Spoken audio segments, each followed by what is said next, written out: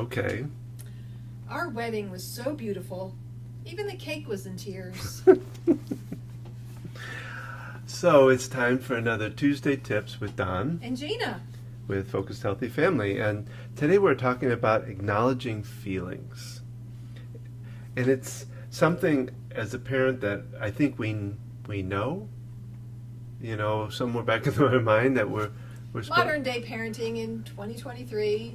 Yeah, Yet it's acknowledge kids' feelings. something that we don't necessarily always do. And what does that mean? Like, oh yeah, we want them to feel happy and good. Yeah, but Are we it's acknowledging- more about not reacting versus responding, so that we, as parents, we so quickly want to correct them or fix the problem, Or cheer them answer or cheer them up. Yeah, Make them we don't happy. like them to be sad. We Or, don't those negative feelings. and so we need to be able to respond. I like the idea of responding with sometimes just with one word. Yeah. So there's some great tips Interesting. on how to acknowledge feelings, and we teach this Huh. in the book. Oh. If you didn't notice there.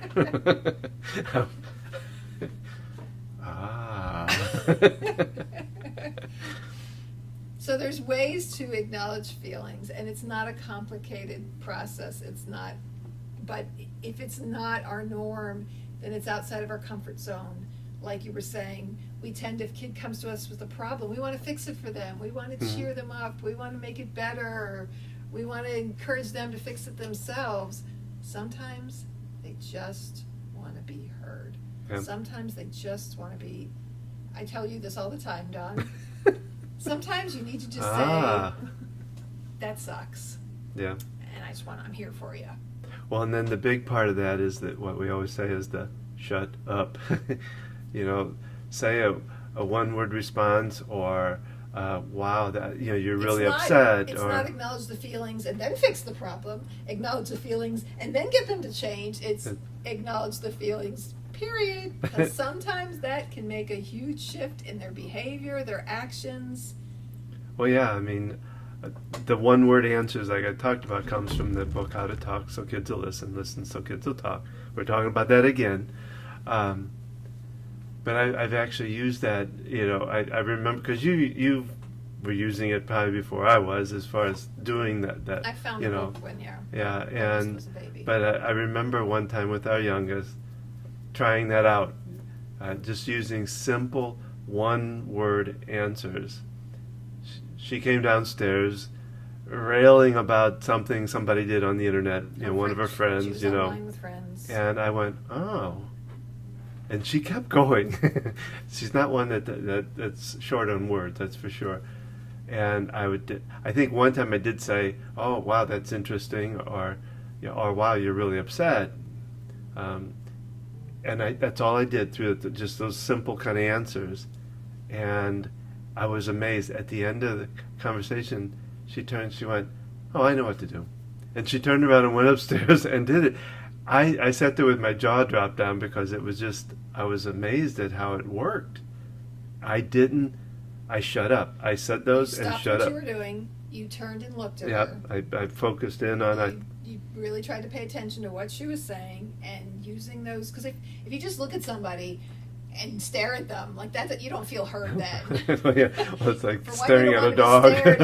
Or if you're zoned off and quiet, they're like, are you still here? Do you hear me? So by saying, wow, that lets the person know that you are hearing them. Think about conversations you might have with a partner, a friend, a parent. If it's dead silence at the other end, whether it's over the phone or in person, you don't feel listened to. Well, and the other thing it does for you, the more you can do that, the more you can shut up and listen. They'll start gaining the knowledge that you're there for them to listen, and so they'll open up more to you. Because at first they won't, they may not. Yet over time, the more you can do this type of listening and really pay attention and really put your effort, they'll feel more comfortable coming to you to be able to talk. At least that's what we've found is, Well, and that's the basis of this book and the workshop that we facilitate.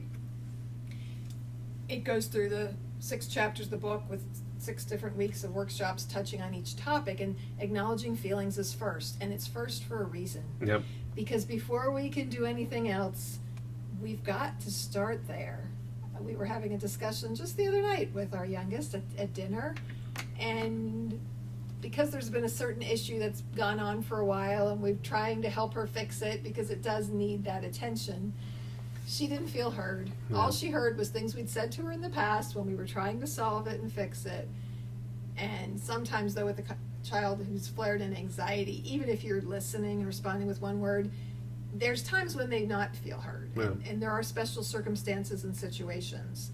And that's an area I plan to delve further into, because like the book is geared towards raising typical children, it doesn't Special needs, or it doesn't whatever. really go Yeah. into special needs situations and circumstances, which always add an extra nuance to the situation. Just like different personalities of kids, you might use one technique for one kid and the other kid's going to get annoyed with that. So it's understanding your own personality, your kid's personality. So there is a finesse to it, and that's why in the workshops we literally practice. You join in, either yourself or you and your partner, and you practice with other parents, and we encourage you to practice with each other, because it's a new tool, it's a new skill, and like any new skill, we have to practice it. So, for this tip, this is a tip about really listening. My suggestion for you would be to try this. Try just using one word or simple answers and being quiet and listening. Stop what you're doing. And I think you'd be amazed, because one of the things when we in our workshops, people come back like a week or two later and they'll go, "Wow, I tried that and it was amazing how it worked." They don't necessarily quite believe it at first. They're a little skeptical on it. So And you can try it in any area of your Yeah. life. You can try it with a coworker. Everybody likes to anybody. be heard. And it's you're not making a game out of it. And No. really, because we are so much on our phone all the time, walking around with this little phone in our face, if we stop what we're doing, if we turn and not stare, but look in the direction of the person, and just that effort sometimes is huge, because kids now, you see at the park, little kids run around the park, mom or dad's on their phone because they're multitasking, because that's the way our life is. And the kid will ask them something and they don't even look up from their phone, kind of thing. And it's like, so the power of tuning in and setting aside the electronics, whatever you're working on, if you work from home, to set it aside for even 30 seconds to really pay attention to someone. I think Give it a try. Yeah, I think you'll find, because it'll change not only communication, but it'll change some behavior, and it'll also change some anxiety. And you probably, hopefully, have someone in your life who listens well to you, and think about how when you feel heard, I really like to share my feelings with this person, and why. Why is it that you like, and think about what is it they do and say and how they interact with you. So that's it for today. Have a terrific Tuesday.